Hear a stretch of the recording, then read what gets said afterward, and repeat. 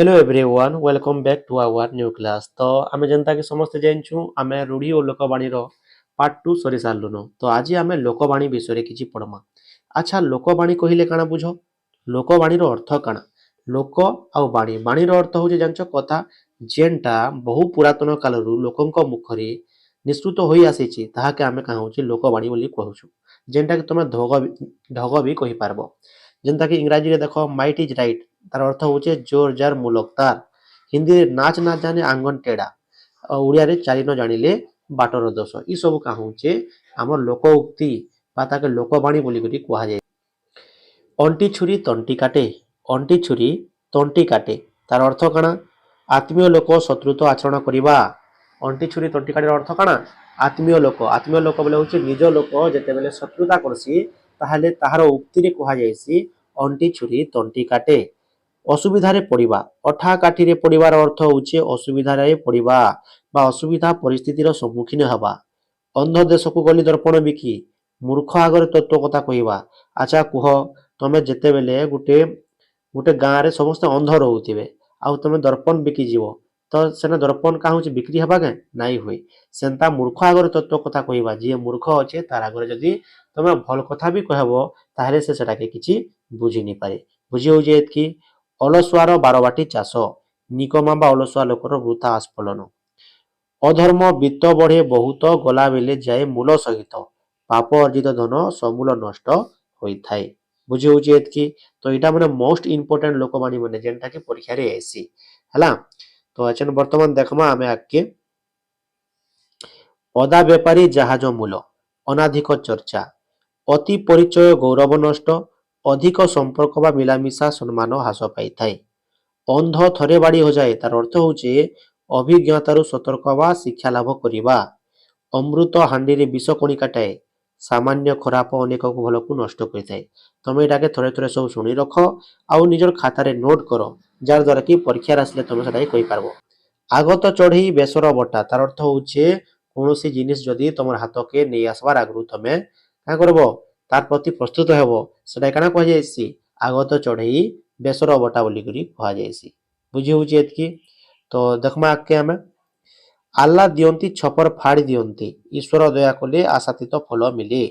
बोले भगवान जब भी देता है छपर खोल के देता है। तुम सुनी थे सब जिनिसटा माने भगवान जेते बेले भी दया करसन आशातीत जहाँ भाविथिबो ताहार अधिक ही देसन। आकाश कइया चिलिका माछ तार अर्थ होचे असंभव कथा कल्पना करिबा। आपना सिंगरे भूई ताड़िबा निज समर्थन हेबा निजे समर्थन हेबाटा का कहि समर्थ हेबाटा का कहि जायसी आपना सिंगरे भूई ताड़िबा कहि जायसी।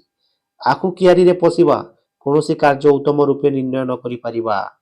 उड़ीगला चढ़ईर पर गणिबा अति बुद्धिया तमे उड़ीगला चढ़ईर पर गणि पारबो के नाई ना। तो सेंता अति बुद्धिया बोली ताके कहा जायसी। आमे जानिछु ऋषि माने सन्यासी माने केबे भी का होचे क्रोध प्रकाश करती नाही। तो ऋषि पक्षे भी जदि असंभाल हो जिबा से ढगरे कहा जायछि ऋषि जटा छिंडाई मरिबा धैर्यवान व्यक्ति अत्यंत क्रोध प्रकाश करिबा। एक माघरे सीता जाए नहीं तार अर्थ होचे सुजोग किंबा दुर्जोग थरे आसे नहीं। अर्थात का होचे जदि तुमको कौनसी लोग जदि परेशान करितिबा कौनसी तुमर अमंगल चाहितिबा ताहेले का होचे तार लागि भी से बाटटा अछि। तो से उक्ति रे कहा जायसी एका माघरे सीता जाए नहीं सुजोग किंबा दुर्जोग थरे आसे नहीं। ए मन खोजु थाए जहा काले प्राप्त हुए ताहा एटा तो बहुत थर तुम शुणिथिबो समय अनुଯାयी मन अनुसारे फल मिली थाए। ओट मुहरे जीरा माने ओट तो देखो ओट उते केड़े बड़ प्राणीटे से ताकू खाबार लागि बहुते खाद्य दरकार किंतु तार मुहरे तमे जीरा सदृश जदि खाद्य देबो तार भोक मेंटिबो के नाई। अधिक आशा करुथिबा व्यक्ति को अल्प मिलिबा। औषध रागरे ताटिया कामुड़िबा प्रकृत लोक विरोध रे किछि न करि पारि अन्य उपरे रागिबा। बेले बेले सेंता हेसी जे आमे जार विषय रे बा जार जो लोक विषय रे विरोध रे आमे काम करथेसु तार विरोध जदि किछि काम करि नै पारले आमे अन्य उपरे से रागटा देखासु। तो से जिनिस के कहा जायसी औषध रागरे ताटिया कामुड़िबा कहा जायसी। कष्ट कले कृष्ण मिले सबु सिद्धिर मूल कठिन परिश्रम। तमे एटा समस्ते जानिछो जे कष्ट कले ही कृष्ण मिले। तमे जदि कष्ट करिथिबो ताहे निश्चित भाव रे तमके से फलटा मिलबा। जेते तमे बढ़िया कर पढ़बो तम रिजल्ट भी से प्रकार भल भाव रे आसबा। कवि मुंड मेंढा मुंड दृढ़ वचन बा हर्ष वचन कंसारी घरर पाराकु कुला ढाऊ ढाऊ। अर्थात प्रतिकूल अभ्यस्त व्यक्ति सामान्य भय देखाइबा। ବୁଝିହେଉଛି ଏତିକି। କେଉଁ ଗାଈର ଗୋବର ଅତି ସାମାନ୍ୟ ବା ତୁଚ୍ଛ କୁହାଯାଇଛି। କେଉଁ ଗାଈର ଗୋବର କୋପେ ବର ନହେଲେ ତୋପେ ବର ଯେ କୌଣସି ଉପାୟରେ କାର୍ଯ୍ୟ ହାସଲ କରିବା। କୌରବଙ୍କର ଖାଇ ପାଣ୍ଡବଙ୍କର ଗାଈ ଜଣକଠାରୁ ସାହାଯ୍ୟ ପାଇବା ଓ କୃତଜ୍ଞ ଭାବେ ଅନ୍ୟର କାମ କରିବା। ତାର ଅର୍ଥ ହଉଛି ତମେ ଜଣକଠୁ ସାହାଯ୍ୟ ତ ପାଇବ କିନ୍ତୁ ତାର ସାହାଯ୍ୟର ତମେ ତାକୁ କାମ ନେଇକରି କାଁ ହଉଛି ଅନ୍ୟ ଲୋକର କାମ କରବ ତାହେଲେ ସେଟା କୁହାଯାଇଛି କୌରବର ଖାଇ ପାଣ୍ଡବର ଗାଈ। ଅର୍ଥାତ୍ ଜଣଙ୍କର ସାହାଯ୍ୟ ପାଇଛ କିନ୍ତୁ ଅନ୍ୟର ଗୁଣ ଗାଉଛ ଏଟା କୁହାଯାଇଛି କୌରବର ଖାଇ ପାଣ୍ଡବର ଗାଈ। ଖଜୁରୀ ଗଛର କି ଗୁଣ ଗାଇବ କୌଣସି ଖରାପ ପ୍ରତିଟି କର୍ମ ମୂଳରୁ ଖରାପ ହେଇଥାଏ। ଖଣ୍ଡା ଧାରରେ ଚାଲିବା ତାର ଅର୍ଥ ହଉଛି ଖୁବ୍ ସତର୍କତାର ସହିତ ନିୟମ ମାନି ଚାଲିବା। କୋଲ ପର୍ବତ ମାରମୂଷା ସାମାନ୍ୟ କାମ ପାଇଁ ବହୁତ ପରିଶ୍ରମ କରିବା। ବେଲେ ବେଲେ ସେମିତି କାମ ହୋଇଥାଏ ବୋଲେ ଯେନ୍ତାକି ମାନେ ସାମାନ୍ୟ କାମ ଲାଗି କାହୁଁଛେ ଆମେ ବହୁତ ପରିଶ୍ରମ କରସୁଁ କିନ୍ତୁ ଆମକେ ସେ ପ୍ରକାର ଫଳ ନାଇଁ ମିଳି। ଖୋଲ ପର୍ବତ ମାରମୂଷା। ଗାଁ କଣିଆ ସିଙ୍ଗାଣି ନାକି ଏଇଟା ତ ପରଫେକ୍ଟ ଲୋକବାଣୀଟେ। ତମେ କୌଣସି ବି ଲୋକ ନିଜ ଅଞ୍ଚଳରେ ସମ୍ମାନ ନ ପାଇବା ଏଇଟା କାଁ କୁହାଯାଇଛି ଗାଁ କଣିଆ ସିଙ୍ଗାଣି ନାକି ବୋଲି କୁହାଯାଇଛି। ତମେ ଶିକ୍ଷକ ହେଇଥାଅ କି ଅନ୍ୟ କୌଣସି ଜିନିଷ ବି ହେଇଥାଅ ତମ ଗାଁରେ ତମକୁ ସେତିକି ଇଜ୍ଜତ ନାଇଁ ଦିଅନ୍ ଯେତେ ଇଜ୍ଜତ ତମକେ ମିଲବାର କଥା। ଗୁଣ ଚିହ୍ନେ ଗୁଣିଆ ସୁନା ଚିହ୍ନେ ବଣିଆ ଗୁଣୀର ଗୁଣର ଆଦର କରେ। ମାନେ ଯିଏ ଗୁଣକୁ ଚିହ୍ନିଛେ ତମକେ ସେ ଆଦର କରବା। ତାର ଅର୍ଥରେ କୁହାଯାଇଛି ଗୁଣ ଚିହ୍ନେ ଗୁଣିଆ ସୁନା ଚିହ୍ନେ ବଣିଆ। ଘର ଦିଅ ନ ପୂଜେ ପର ଦିଅ ପୂଜିବା। ନିଜ ସଂସ୍କୃତିକୁ ଅବହେଳା କରି ଅନ୍ୟ ସଂସ୍କୃତିକୁ ଅନୁସରଣ କରିବା। ବହୁଟେ ତମେ ଲୋକ ପାଇଯିବ ଯେମାନେ ନିଜ ସଂସ୍କୃତି ଅବହେଳା କରିଦେସନ୍ କିନ୍ତୁ ଅନ୍ୟ ସଂସ୍କୃତିର ସେମାନେ କାଁ କରସନ୍ ତାରିଫ କରୁଥିସନ୍। ଘୁଷୁରୀ କି ପାଚିଲା କଦଳୀ ଇତର ଅଯୋଗ୍ୟ ବ୍ୟକ୍ତି ପାଇଁ ଉନ୍ନତ ପରିଚର୍ଯ୍ୟା। ଘୋଡ଼ା 6 ଟଙ୍କାକୁ ଦାନା 9 ଟଙ୍କା ଏଇଟା ତ ସମସ୍ତେ ଜାଣିଥିବ।